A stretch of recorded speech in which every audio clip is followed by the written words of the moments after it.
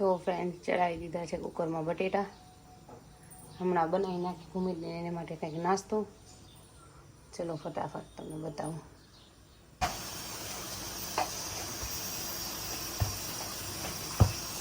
ચલો ફ્રેન્ડ્સ, ભૂમિત માટે આલુનો પરાઠો તૈયાર છે અને આમાં ભરી દઈશ હમણાં શેઝવાન સોસ. ભૂમિતે એટલો જ નાખ્યો છે, નાખવાનું કીધું. ચાલો હું ફટાફટ ભરી દઉં છું એનું લંચ બોક્સ. હાય ફ્રેન્ડ્સ, કેમ છો બધા? મજામાં? જય શ્રી કૃષ્ણ. ચાલો આ તો એમને ફ્રેશ થયા વગર જય શ્રી કૃષ્ણ તમારા જોડે ગયા, કેમ કે સવારમાં તમે ઘણા કહેતા હો મોર્નિંગનું બધું બતાવો. તો ચાલો આજે તો ભૂમિત જો વયો ગયો છે સ્કૂલે અને એનું બની ગયું છે લંચ. પેક કરીને આલુ પરોઠો જવા દીધો છે. દર્શભાઈનું રહ્યું છે. હમણાં દર્શ ઉઠે એટલે દર્શભાઈને તે લંચ બોક્સ પેક કરીને જવા દઈએ. આલુ પરોઠો ને એવું જવા દઈએ. આજે એના માટે એ બનાવી નાખ્યું છે અમારું મગ ને એવું બધું અલગથી.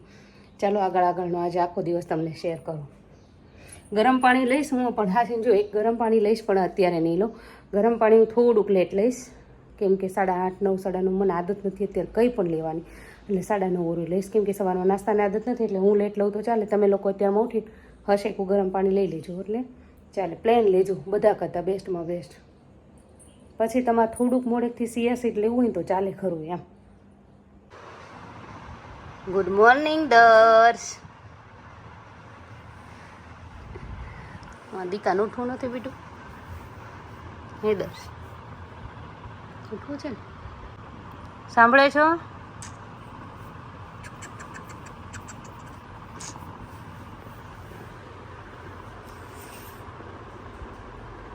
Good morning દર્શ.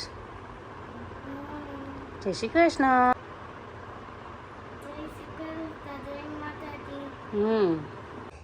જો ફ્રેન્ડ્સ, દર્શ માટે નાની એવી ફિશ બનાવવાનો પ્રયત્ન કર્યો છે કે દોસ્તનો કહેતો રોટલીવાળી ફિશ. હું ભૂમિત નાનો હતો ને ત્યારે આવી બનાવી દેતી. એટલે મેં વાત કરીને તે દોસ્તનો એ કહેતો હતો કે મમ્મી મને પણ એવી ફિશ બનાવી દો, મને પણ એવી ફિશ બનાવી દો. જો આ દર્શ માટે આજે બનાવી છે. ભૂમિત જ્યારે એ નર્સરીમાં જતો ને ત્યારે આવી બનાવીને હું એને દેતી. નવીન છોકરાને એમ થાય ખાઈએ. ચલો દર્શનો લંચ બોક્સ પેક કરી દઈએ. હવે લંચ બોક્સમાં નાખી દીધું હોય તો લંચ બોક્સ સાટું જ બનાવી. તાર લંચ બોક્સમાં લઈ જવી છે? ઘરે ખાવી છે? લંચ બોક્સમાં. તું નહીં ખા લંચ બોક્સમાં. કેમ? અહીંયા બનાવી દો ફટાફટ, અહીંયા ખાઈ લે. અને લંચ બોક્સમાં આલુનો પરાઠો નાખી દો, પતલો પતલો. કાંઈ એકલી રોટલી 2 વસ્તુ નાખીશ. તારું નક્કી નહીં શું ખાઈને શું નહીં. તું પછી કઈ ટ્રેન ખાઈ લઈશ. બસ ઘડી કરીને ખાઈ લઈશ. હા તો સારું, ચાલ લંચ બોક્સમાં બધો બરોબર. આવીને ખાઈ લઈશ પછી. લંચ બોક્સમાંથી પાછું અહીં લાવીશ તું? હા ખાઈ લઈશ. ચલો ફ્રેન્ડ, નાખી દીધો છે ફિશ. તો એ બાજુમાં નાખી દીધી છે, સોરી, રોટલીની બનાવેલી ફિશ. કાંઈ સમજ છે? બાજુમાં નાખી દીધી રોટલીની બનાવેલી ફિશ. એના ઉપર તો પરાઠો નાખ્યો છે, કાંઈ કહેવાય નહીં, ખાય ન ખાય. અને આમાં નાખી દીધા 4 ઓરિયો. આમાં ભરી દીધો સોસ. ચલો દર્શભાઈને જવા દઈએ, રવાના કરીએ. હવે દર્શભાઈનો ટાઈમ થતો જાય છે. લંચ બોક્સ દઈ દઈએ. વોટર બોટલ તો ઓલમોસ્ટ રેડી જ છે.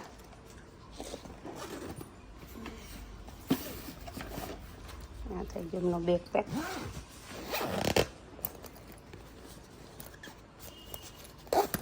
Mummy by. જય શ્રી કૃષ્ણ બેયને. જય શ્રી કૃષ્ણ. જય માતાજી.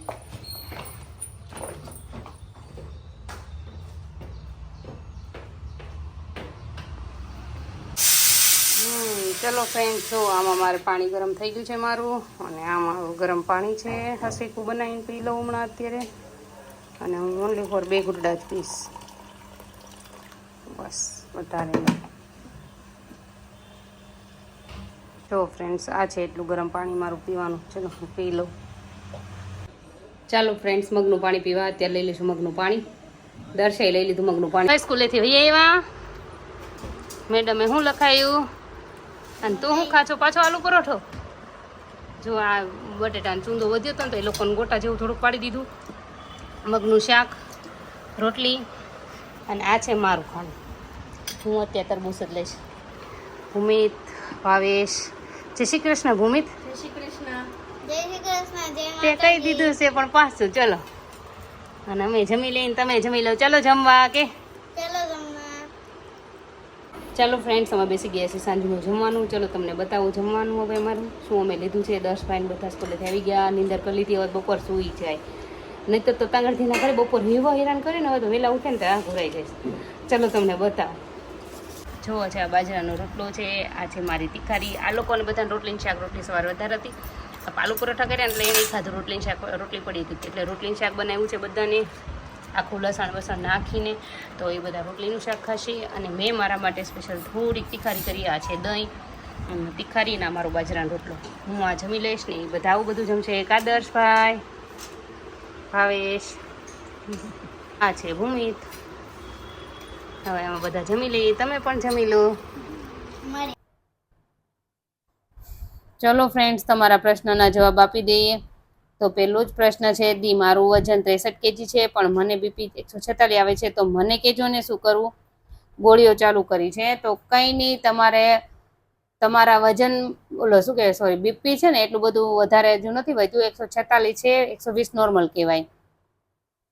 થોડુંક છે એટલે ગોળીઓ શરૂ ભલે તમે કરી છે પણ સાથે સાથે તમે એવું કરો, વેઇટ લોસ તમારે 63 kg છે તો કેવું તમારા હાઇટ પ્રમાણે જરૂર નથી, પણ કોલેસ્ટ્રોલ વધતું હશે ને ભાવે એવું છે ને બીપીમાં કોલેસ્ટ્રોલ વધતું એટલે તમારે ઘી તેલ થોડુંક ઓછું કરી નાખવાનું છે ને ખાસ મીઠું. તો મીઠું છે ને તમારે વાપરવામાં સિંધા સોલ્ટ યુઝ કરવાનું છે. મેં આજે જ મારો એ સિંધા સોલ્ટ મેં ઓલા આપણે ખાંગડા આવે છે મોટા, અત્યારે ટ્રેક્ટરમાં જ્યાં હોય ત્યાં બધે મળે જ છે. તમે જુઓ ટ્રેક્ટર લઈને વેચતા હોય છે. હું કાલ તો એ તમને બતાવીશ. મારું એ સિંધા સોલ્ટ મારા કાલના બ્લોગમાં લઈશ, કેમ કે કાલ અમે બનાવવાના છીએ તો હું તમને બતાવીશ. તો એ સિંધા સોલ્ટ યુઝ કરવા મળો એટલે સારું રહેશે. અને વેઇટમાં થોડુંક ભલે થોડુંક ખોરાકમાં ફેર ડિફરન્ટ કરી નાખો. મીઠું હાવ ઓછું કરો ને એમાં ઓછું કરો, એમાં એ મીઠું વાપરો તો વધારે સારું રહેશે બધા માટે, વેઇટ લોસવાળા માટે પણ.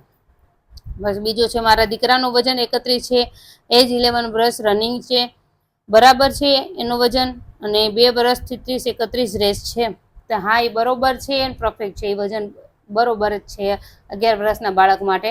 પછી બહુ વધતું થાય ને પછી કંટ્રોલ રહેતું નથી. અમારા ભૂમિતને હવે અમારે કંટ્રોલ કરાવવું થોડીક વાર લાગે, એના જેવું થોડુંક વધતું છે. અમારા ભૂમિતને જ અત્યારે 42-43 કિલો હશે, અને ભૂમિત હશે અમારે 13 યર્સનું, 13 કિલો આસપાસ છે ભૂમિત. હતી અમારે એવું છે 13 કિલો, હું 13 વર્ષના આસપાસ, સોરી એ તો છે. પછી મેં જ કીધું હતું કે ડે 1 થી ચાલુ કરવાનું, પ્લીઝ કરો તો સારું રહેશે. હિનલ ચાવડા, તો ના એવું નથી, કરવું જ છે. મેં પહેલાં 30 દિવસ આપ્યા જ છે વેઇટ લોસમાં, ડાયટમાં કરીશ, પણ હમણાં થોડાક દિવસની કામ છે મારે. સ્લેપ હવે લગભગ મેં તમને હમણાં થોડાક દિવસ પહેલાં જ બતાવ્યું, તો છતાં કાલ બતાવીશ. હવે સરિયાને એવું બંધાય છે અને લગભગ આ શનિ રવિ કે સોમવાર આસપાસ સ્લેપ આવી જશે અમારે. એટલે કામ બધું થોડુંક ઉપર આવી જાય ને પછી વાંધો નહીં આવે, તોય કામ લઈશું, પણ થોડુંક કામ અમારું આગે પડી જાય ને પછી લઈશું વિચારશે. હજુ મહિનો તો કદાચ વયો જ જશે, તોય 1 મહિનો આમનું તમે રાખો પછી હું શરૂ કરી દઈશ. તો બધાના પ્રશ્નના જવાબ આવી ગયા છે. બીજા કોઈને કાંઈ પ્રશ્ન બાકી રહેતા હોય તો કહેજો. અને સોરી હાજુ કાલની જેવું જ થયું છે.